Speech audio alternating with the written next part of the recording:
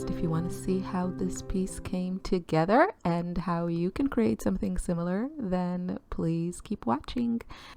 If you're new here, hi, welcome. My name is Irit. I'm an intuitive mixed media artist based in Austria in Europe, and on my channel I share my artsy adventures, which are mostly color-led and intuitive painting. You've already met one of my cats. That was Lucy, which had to be on my table exactly when I wanted to film the close-ups of the finished piece, but she has her own ideas, so of course she had to jump right on it while things were still wet. Anyway, we are starting with spraying my gouache palette and my watercolor palette. If you want to know what is in those palettes, I have videos dedicated to that, so you can check them out. I am considering, I think it will happen at some point, creating one palette to rule them all and mix some gouache and watercolors. What is keeping me from doing this is that gouache gets crumbly and I don't want it all over my watercolors. So that's kind of the con against that concept. I'm starting my painting with sketching, and I'm using mostly Caran d'Ache Neocolor 1. If you're not familiar, these are wax pastels by Caran d'Ache. That's a Swiss brand. They have two kinds of these pastels that are, they have kind of the same feel. Neocolor 1, Neocolor 2, both wax pastels. The Neocolor 1 is water resistant. It also has, sadly, a smaller color range. Neocolor 2, which are more popular, are water soluble, so it kind of gives you a little bit more versatility, I guess, and they come in a beautiful color range. I personally prefer the one because I like that resist effect, but I also use two for colors that don't come in the first formula. And you can see they are arranged in this cute little drawer. And if you want to see how I set up this drawer unit, which you can also find on Amazon, then I will link the video on the screen and in the description. Now, I like to paint intuitively without any prep, without any planning. And I teach you how to do that and lots of very useful strategies in my new course, which is called the Rainbow Method, but it is not just for people who want to paint very colorful pieces. It is a strategy that you can use for whatever colors you want to use. And in the course, I teach how to use different materials based on strategies that I have developed. Mostly the goal was to fight artist block and overwhelm, because I use art as therapy, as a way to relieve stress. And I also found that when I actually needed that the most, like needed that therapeutic effect of art the most, I was also feeling very, uninspired, not very creative. And so I had to develop strategies to overcome that so that I can paint, so that I can feel better. And this is exactly what this course is about, besides just the joy and celebration of art and color and everything mixed media. It is a very extensive course with a lot of content, and I would love to see you there. There are already dozens of students in the classroom really enjoying it, and for the month of February it's on special offer, so the price is significantly reduced because I want everyone to enjoy this course. And I don't want to say it'll be life-changing, but it can really change the way that you practice art. I know it has for me, and it really helped me create the most when I needed it the most, but I was also feeling really down. So I wanted to share that with you. The inspiration for this piece is, I guess, where I live. I live in the Austrian countryside, and actually right now, I guess we can see it's winter. Okay, it's winter. Things are still very bare and brown and gray, which I don't paint a lot of these colors, but you know, we still have these like beautiful sunsets and sunrises. Yes, I get to see the sun rise here also. And you know, it's just like the color is blazing in these beautiful colors, and it washes all the countryside and it looks beautiful. So I just felt inspired to paint, you know, a very, very loose it's not completely abstract because you can see there's like a house and trees and sky, but it's, as you can see, very, very loose.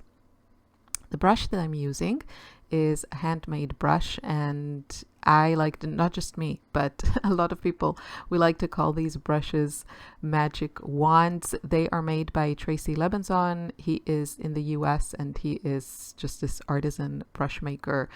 And I love this brush so much. It was very, very kindly sent to me a few years ago, and I haven't been able to put it down, and it's one of my favorite brushes. Besides the fact that it is so light, the length of the bristles, which I have the 4 centimeter bristles. I always get questions about this. So my bristles are 4 centimeters long. And they are made from these orange, you can see, synthetic bristles, which are one of my favorite types. The darker synthetic bristles tend to be a little bit more absorbent. And after many, many, many years of frustration of just making, you know, huge puddles and not really being able to control water properly, I discovered that less absorbent bristles work better for my personal style. And this particular brush, with its shape and the bristles and just everything about it, how it feels in my hand, is just my perfect brush. And I will usually paint, let's say, 80% of my watercolor paintings with it, and then go to a smaller brush. Or if I'm using gouache, then I actually prefer to use a flat brush with gouache, just because I tend to use a more creamy consistency. So you can see me going through the process of adding watercolors, and having that initial sketch in different colors really helps me figure out where to add color. That's why I like to sketch with the wax pastels, because first of all, I like the way that they look, and I like that they resist the watercolor that I add on top, but I also use them to kind of base and use it as placeholders for my composition and just, you know, my general subject. So the trees, the clouds, the house, the mountains. That's how I like to establish all these things.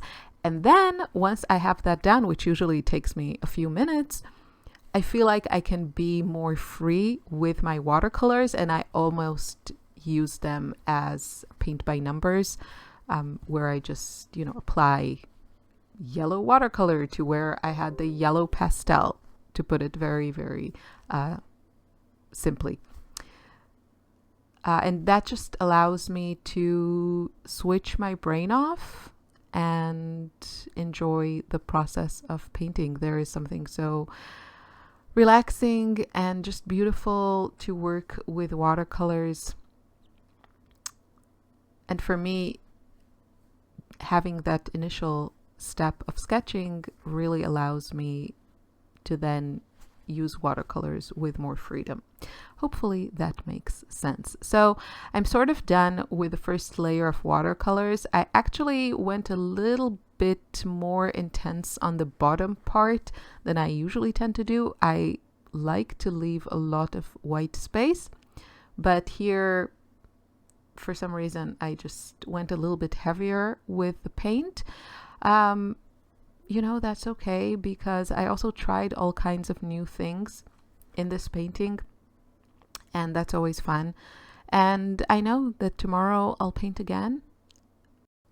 So I'm very comfortable taking risks and trying new things. And yeah, that's what I did here. So you can see here I moved to a flatter brush, With gouache, I tend to use more creamy paint than I do with watercolors. In watercolors, usually there'll be a little bit more water and less pigment. But with gouache, I really want to use their opaque quality. Some watercolors are also opaque, but with gouache, I don't know, it just works a little bit better for me. And I also find with the reason that I don't paint just with gouache is because I do like that transparency and translucency of watercolors. I just like the combination, and I don't feel like I can get all the effects that I want from just watercolor or just gouache. If I was, if I had to make decisions and I had to kind of give up one of these mediums, I would probably, I don't know why I'm talking about this. In what cruel world would I have to choose? But I'm just telling you because if, for example, you're thinking about getting into gouache and you're not sure if you want to invest, because gouache is also not cheap, but you have watercolors, I would just buy white gouache and maybe also something like a buff titanium gouache or like Naples yellow, something like this, and start playing around with that and mixing it with watercolors.